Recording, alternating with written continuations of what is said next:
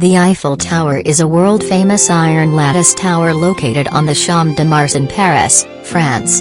It was designed by engineer Gustave Eiffel and completed in 1889 for the Exposition Universelle, World's Fair, to celebrate the 100th anniversary of the French Revolution.